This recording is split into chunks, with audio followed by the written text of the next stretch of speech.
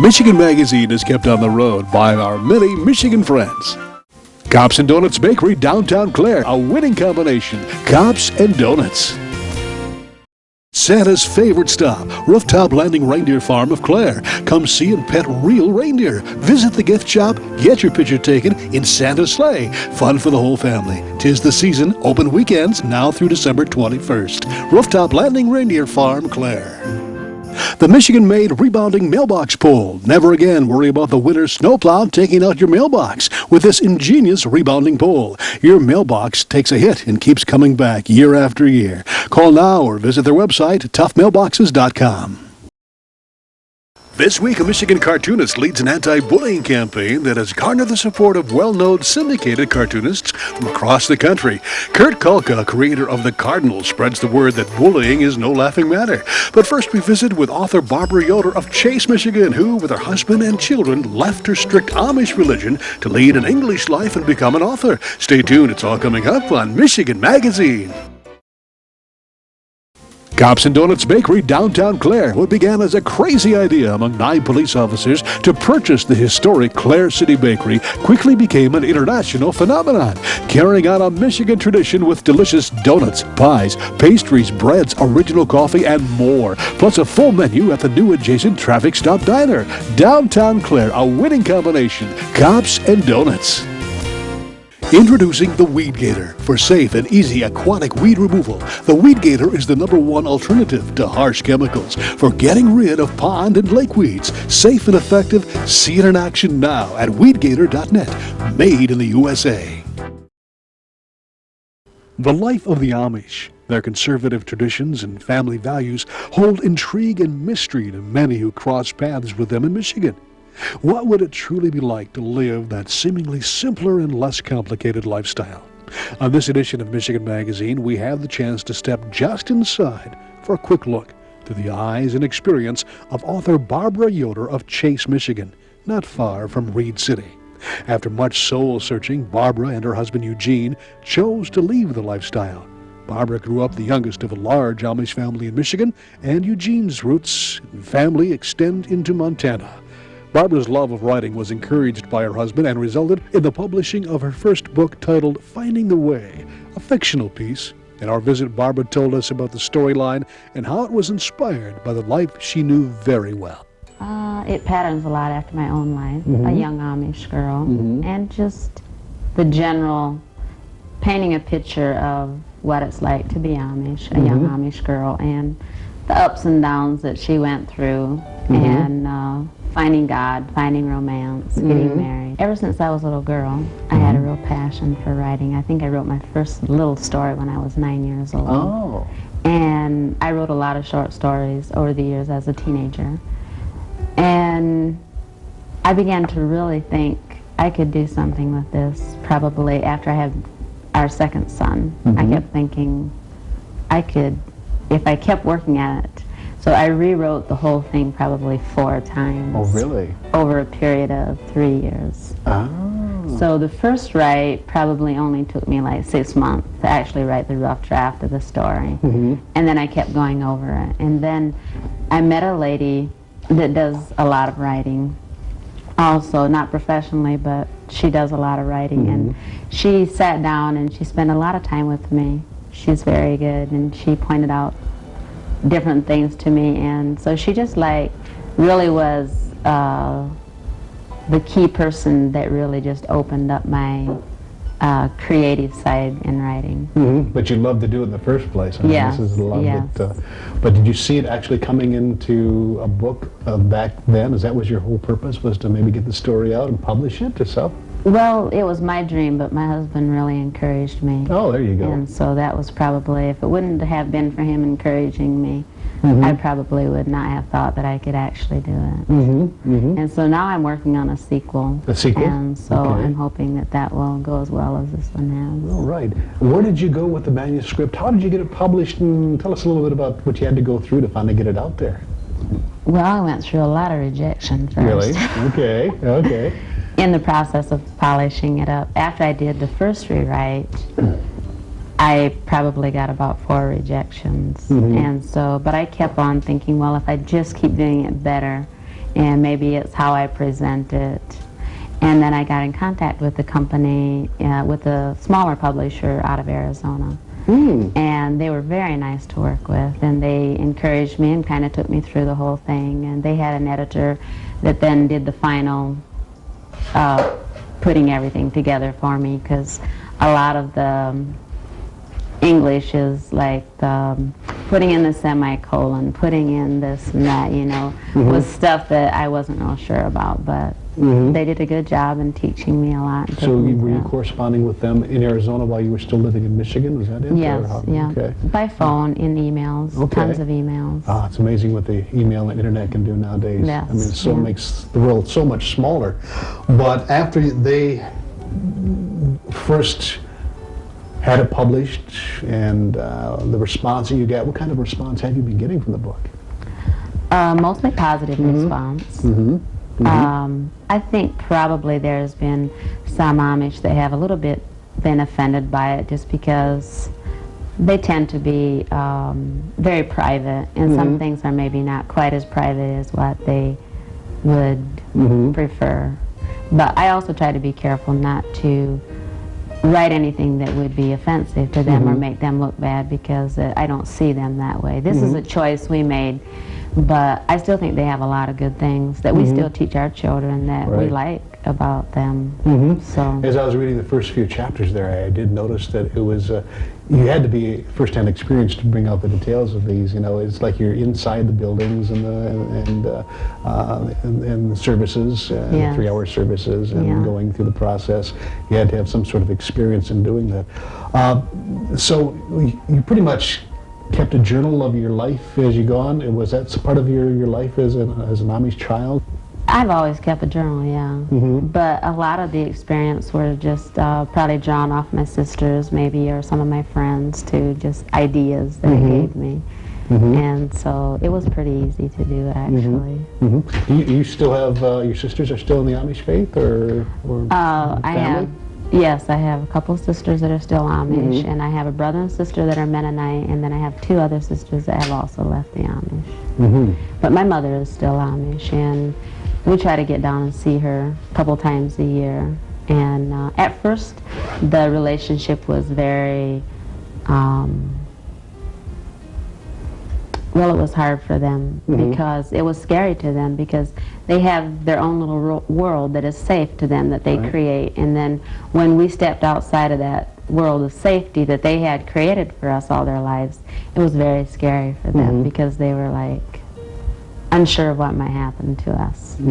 But as the years have gone by and they've seen that we still appreciate the things they've taught us and have kept a lot of the things they've taught us, it has again opened up, that has helped open up that avenue for a relationship with them again. Because of the strict shunning practices, it was pretty uncomfortable at first. But 12 years have passed, and I think I would say we have a good relationship with both his parents and my parents again.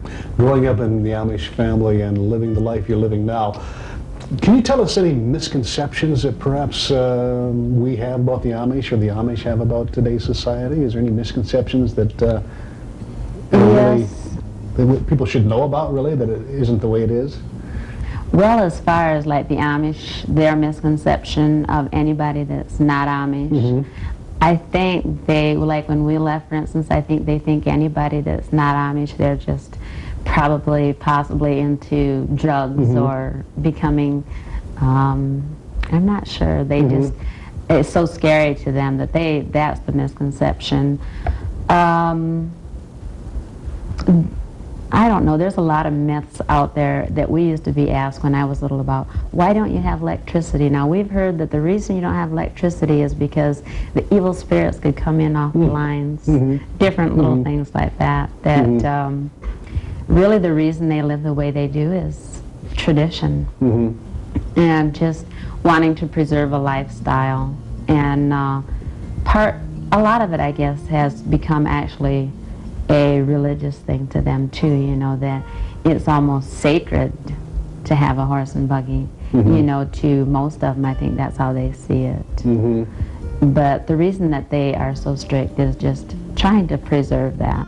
As I was reading your first few chapters, I did notice it was very similar to any childhood, really. You know, you had your friends, and you would have your secrets, and you would have your evenings with the family, no television and no radio, things of that sort.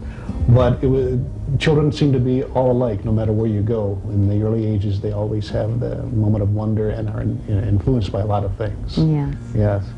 But in coming to the end of your writing of the Finding the Way, is there anything that you'd like people to see or get from the book?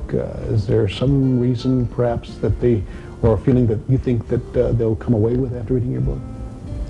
Well, I'm hoping that they'll see the peaceful side of the Amish and the faith thing, I guess. You know, to me, it's all about, I think, families going to church together and praying together and having God kind of as the focus of their community. And I think that's kind of what I would like for people to see in the book is that. And that feeling will prevail as you share the days with main characters Rachel and Elizabeth in Finding the Way by Barbara Yoder. Later we'll continue our conversation about living the Amish life and learn more about that tradition. Then we'll hear how Barbara and Eugene Yoder took the step away from the strict order and how they still maintain their family ties despite the differences. Then we'll learn more about her plans of the sequel to Finding the Way. All this and more on a future edition of Michigan Magazine.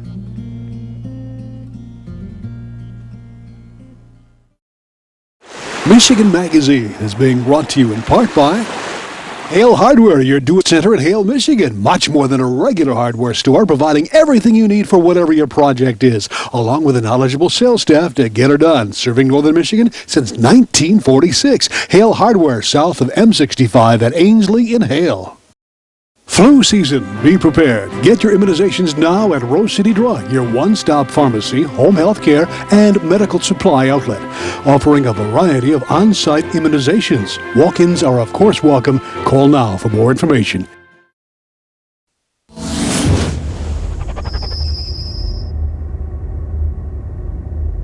Well, in this edition of Michigan Magazine, in the wilderness, Kurt, good to see you here at Coopersville. How are you doing today? Doing great. I understand we've got your book published and out on the streets and making quite an impact about the situation we've got that many people can relate to, and that's the world of bullying. And the name of the book is? It's called Bullying is No Laughing Matter.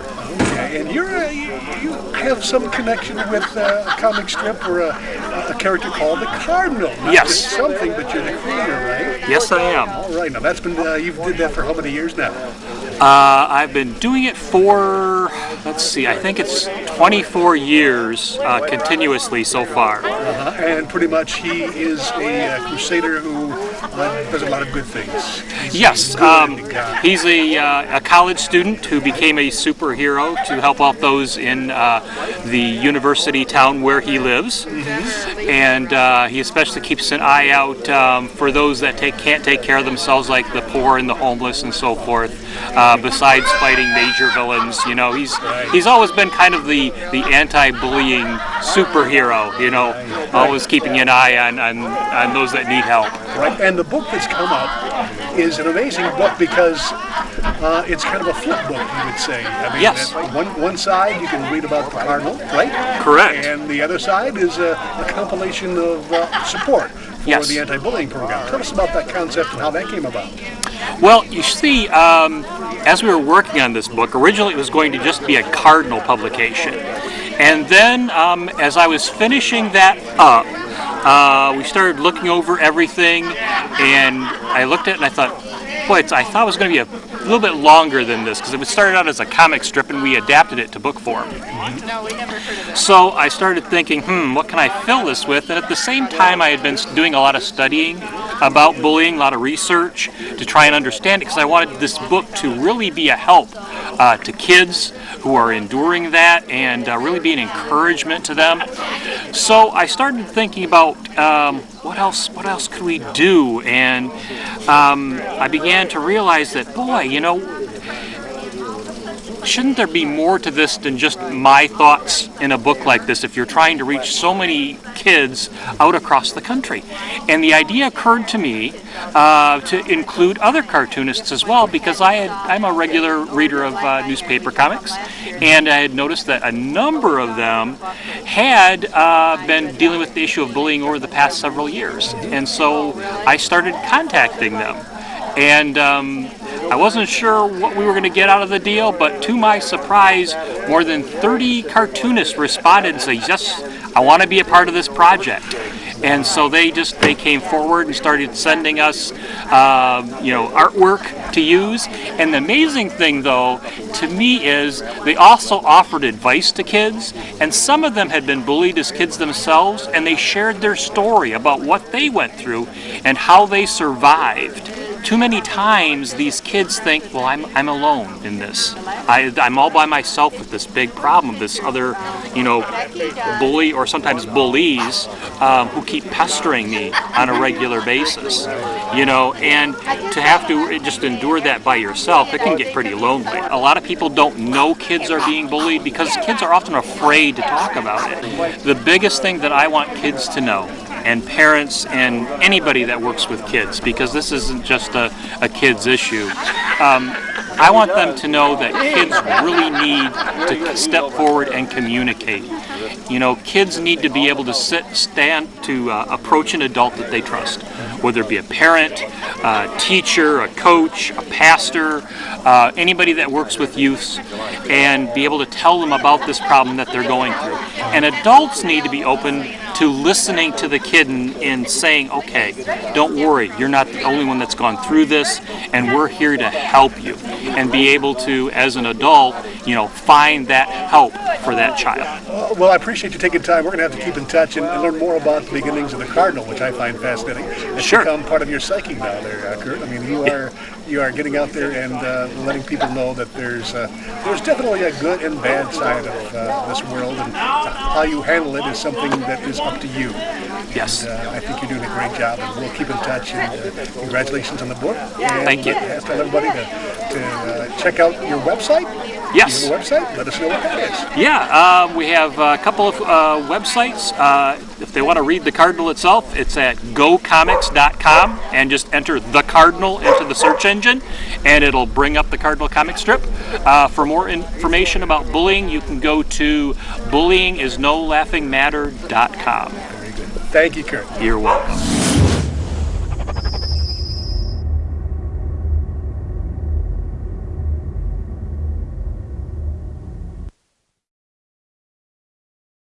Clemix Sales and Service on Mapes Road, west of Mile, your complete recreational vehicle sales and service connection.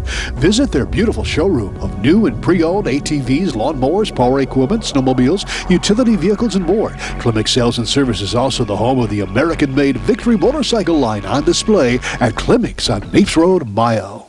Vacation. Don't make the planning of it more than what you're trying to get away from. At northernmichigancabinrentals.com, you can choose from over 2,500 cabins, cottages, lodges, resorts, lakefront vacation home rentals, and more. Whatever experience you're looking for, from rustic to luxury and everything in between. No more rustling with telephone books. No more endless internet searches. Just one site with over 2,500 Northern Michigan destinations. northernmichigancabinrentals.com. Hingeman Acres Canoe Livery and Resort on M33 just north of Mile, catering to the outdoor enthusiasts. Cabins, canoes, kayaks, rafts, and more. Daytime or overnight trips along the world-famous Asabo River. A family getaway for over 75 years. Thanks for joining us. For more information on today's show, visit thespiritofmichigan.com. Hope to see you all on the road this Friday during Moonlight Madness at Hale Hardware and Hale. They're giving away 2 $500 shopping sprees. We'll be there at 6 p.m. when the doors open. Speaking of being lucky, why not send today's secret words of the week to us? And you just might end up enjoying a delicious meal from the Cedar Tavern and Grill in Lupton. Here it comes. Happy Thanksgiving. You know the drill. Send it to us along with your complete physical address. Email or snail mail it to us. iWatchMichiganMagazine@gmail.com or Secret Words, Michigan Magazine TV, P.O. Box 424, West Branch, Michigan, 48661. Remember to include your complete physical address so we can shoot that winning certificate out your way if you're a winner in our upcoming sweepstakes drawing. Till we meet again here on RFD TV, keep your family close and have a happy and blessed Thanksgiving. We'd like to thank all those that help keep Michigan Magazine on the road. Cops and Donuts Bakery, downtown Clare, a winning combination. Cops and Donuts. Experience the beauty, artistry, and taste of Northern Michigan. Come to Amish Country Natural Products on Mount Tom Road, north of Mile, just off M33. From arts and crafts to fresh foods and vegetables, all natural, all local, all good. Stop by and get acquainted with Amish Country Natural Products, 1454 North Mount Tom Road, Mile. Something special's cooking, hot and delicious. Indulge yourself at Morning at Maggie's in Bay City. Omelets, frittatas, hotcakes, and more. Make every day special with a stop at Morning at Maggie's for breakfast or lunch on Saginaw in Bay City. Rose Valley Winery on Beechwood Road in Rose City. See what thousands are raving about, creating a delicious variety of award-winning Michigan wines. Stop by and taste for yourself. The taste of Michigan is yours at Rose Valley Winery.